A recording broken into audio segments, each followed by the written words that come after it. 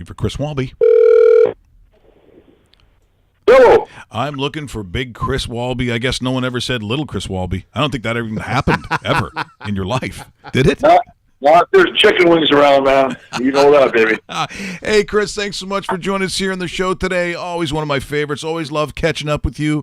And, of course, we're getting to the time right now in the CFL where it gets a little bit colder, things get a little bit tighter, and right now I'm taking a look at the league, and right now it's hard to think after Calgary, if I'm putting Calgary number one, which I am, who is number two in your mind, Chris? Is there someone even in the same universe as a Calgary Stampeder?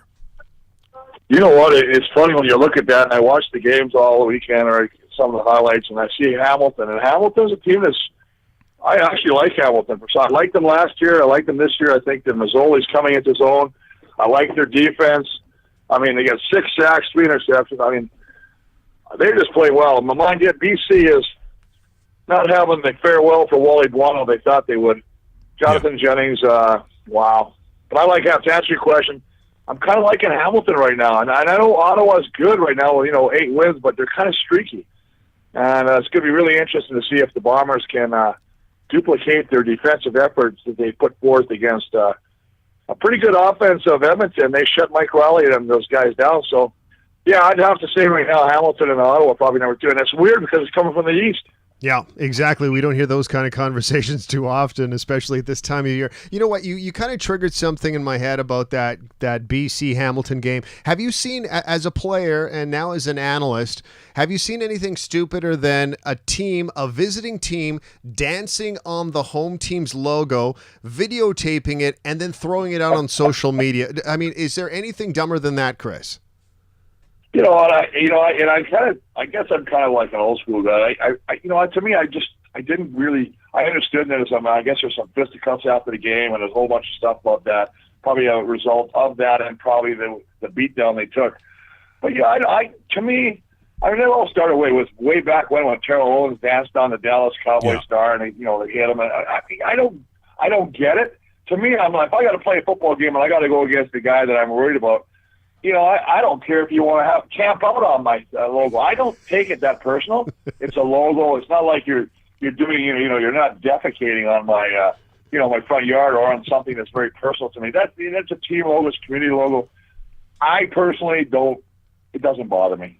But Chris, you have done bad things. Let's not kid ourselves. There have been things that weren't maybe you're proud of. Well, you know what? Thank God we didn't have media back there. I'm going to tell you. I might have had I probably would have had a 2-year career. I'm telling you right now. Well, it's interesting. We had a little conversation. I was playing some of the highlights from Johnny Manziel, who's, I think his recognition of what goes on in the game is pretty good. I think he's making some pretty good decisions. He hasn't started, obviously all the games since game number 1. This is his second team. I think he's on a team that doesn't have a ton of weapons. And my curiosity was, and I asked Dave, if you're sitting there across the CFL, this is not, by the way, this is not an NFL. I don't care about, whether I think he'd be in the NFL or not. It's about the CFL. Would you have him as your starter in the CFL? And are there teams out there, do you think, if they were available, do you think Johnny Manziel is a starter in this league?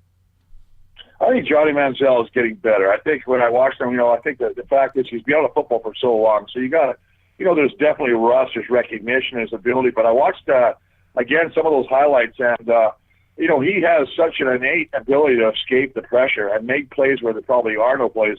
But you hit it on the head, guys. His supporting cast is just awful. That offensive line is not very good. I don't think they have a receiver that really puts any fear of God in me right now. If he has some weapons and somebody, I think that I don't know what's going to happen with that whole organization right now, whether Mike Sherman will be back next year. I can't. But can they afford to, keep doing this rebuild? I don't know. But to answer your question, as I go into my little whole story here, I like Johnny Manziel. I think he's good for the league. And I'm actually one of these guys that wants him to succeed. I think it's great for the league because I think there's a lot of pressure right now. We were talking about it at our pregame show last a couple nights ago in the Edmonton game. Just talking about, of course, the Alliance of American Football coming in. And all these, the opportunity to play down the South with, the American dollar. It's going to be really interesting what happens. So if I know there's rumors they're saying they want to sign Manziel to a long-term contract. Listen, you can't give the guy crazy money because you're worried about him going to another league. He hasn't proved himself yet. Do I think he's getting better? Yes. Is he worth $400,000 to $500,000? Not a chance in the world. Well, you know what? You can take all my empties. They probably add up to a couple hundred. You can have those. But no, we're not going to pay him that kind of money. But it's interesting. I like Manziel. I kind of like the way he is. I like his attitude. He's trying to make himself a better football player, and hopefully it works out for the young man. Yeah, that's awfly nice of you with the empties, Chris. That's Well, I mean, I didn't think I was. Hey, we're in conversation with the 9-time CFL All-Star, 3-time Grey Cup champion Chris Walby on the program. Okay, so you look at the West Division right now. You have the Bombers, Eskimos, and Lions separated by 2 points. The Eskimos may have some injury concerns to the quarterback and receiver position. You don't know what type of Lions team is going to show up from week to week, and the Bombers are finally rolling after sliding for about 4 consecutive weeks. Who takes the number 3 spot and who crosses over, because somebody will cross over? Yeah, that's a great point. What I'm looking at, you watch BC and they escape with the hair of their teeth just over that, and that's another scenario with them, kind of drove me crazy with the Hiralahu thing, not kicking a field goal. I don't know what June Jones was thinking back then, but agreed. They should have picked BC back to back. BC is not a very good team right now. They've obviously lost Al and Emian, they lost some key guys. I think Travis Lulay, and this guy keeps coming back from unfortunate injuries, but I think when Lulay's in that offense, this team is not a bad football team. Jonathan Jennings, he had such a star. They thought this guy was going to be the next coming of, the great quarterbacks, another Ricky Ray, and he is just struggling. I mean, he has not played well. So I'm going to cut them right out. I mean, that's an easy one. But for me in the West, Zach Collaros is one of those guys. He's intangible. I'm not sure about him yet. If he can regain the form he had back in Hamilton, boy, I tell you what, it might be all right. He looked pretty good. They got some offensive weapons in Saskatchewan. Lambert, the receiver, and I'm a big fan. That kid's great. Trey Mason. They got some great players, but Zach Collaros is the key. And I know it goes right back to the quarterback. You have to have a quarterback to win this league. But if he gets better, boy, I tell you, it's going to be tough. Obviously they swept the series with us. It's funny how one game changes everything. Right? Last week we beat Montreal. We're in 5th place. Just because of the standings, and they're talking about, hey, maybe we can fight for the crossover. We beat Edmonton, who've now lost 2 in a row. Now we're an opportunity to even maybe catch Saskatchewan. I don't think we will. So to answer your question again in my little monologue, Saskatchewan. Well, Chris, it's funny. We talk about the quarterback, and you need a quarterback to win, but sometimes it doesn't hurt to have a good coach. And I think, when I look at Dave Dickenson, and look, not every player is just going to immediately go, hey, do you want to coach? Not every player is made to coach, but I'll tell you what, for Dave Dickenson, that was pretty much as a natural, sort of segue into his latter years. I mean, I think he's doing a great job with the Stampeders, but, even watching him play, it was like kind of having another coach on the field. You know what? Nothing but kudos for Dave Dickenson. And actually, Johnny Huffnagel, the guy above him. I mean, those guys are great.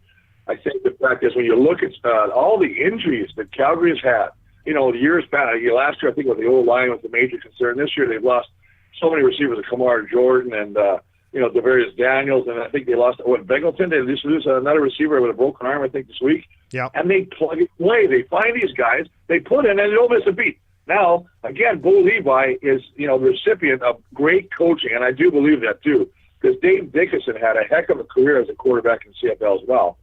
So for him to be there, and then you got a Johnny Huffnagel above him. 2 great quarterbacks used to play in this game. And, you got a guy with the athletic ability and the talent of Bo Levi. They're tough to beat, man. They've got a good defense, and they got a good offense. They just got a good team. But I think, the chip on the old shoulder is, you go to the dance twice and you come back with nothing. Boy, I tell you, but you know what? Most teams might have crashed, and I actually, in the beginning of the year, didn't pick Calgary. I thought Calgary was going to kind of go in, those softs, kind of float down this year. I didn't think they were going to be as good as they are, and they're surprising me, and good on them. But again, it's not. They could go again. They could go, 16-2, and then end up in a dance, not do it again, and then that would just be totally crushing for that team. But Dave Dickenson is an amazing coach, and good on him, man. Yeah, it definitely is. You brought up the name John Hufnagel, and it kind of leads me to my next question. I've been going back and forth on email with a friend of yours, Dieter Brock, who's going to be releasing he's going to be releasing a book in a couple of weeks, and he's going to be on our program. Just wondering what you can tell us about what Dieter Brock was like a quarterback. I'm familiar with it because I grew up watching you guys. That's why you were not only the hometown team, but the hometown hero. But having a guy like Brock behind you, what sort of person was Dieter Brock on and off the field that you can tell us and share some stories with? Dieter's an interesting cat because when I play with him, obviously I was just starting off my career, and that was 1981, and he'd been in the league a couple of years already. And just a guy that really not an outgoing, I don't mean he just wasn't a raw kind of guy. One of the strongest arms. I mean, I remember he threw a ball, and I've never seen this to this day. And Vernon Paul was playing fullback. He was a linebacker for us, and he threw the ball so hard he got stuck in his face mask.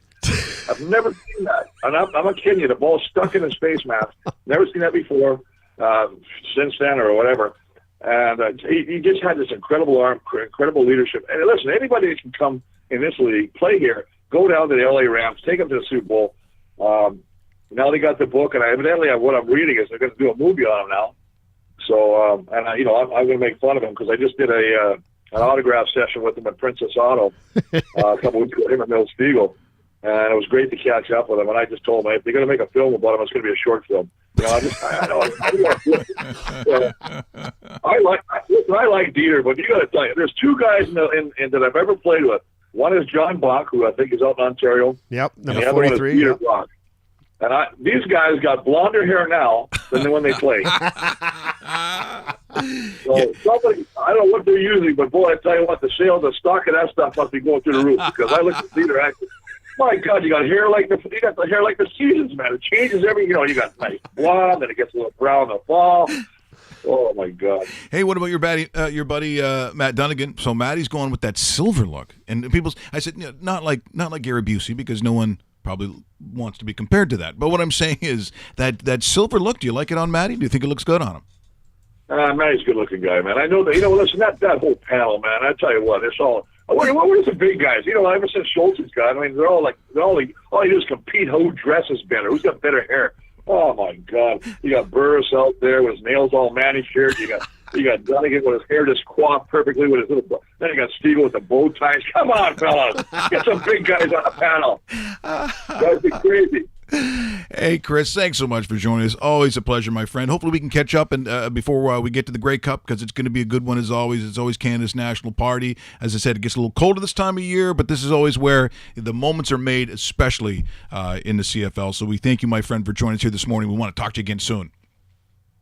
Hey, anytime, guys. Listen, you made my morning, and I tell you what, I usually get the coffee to perk me up, but you guys perk me up. There you go. There we go. Thanks, Chris. Thanks, Chris.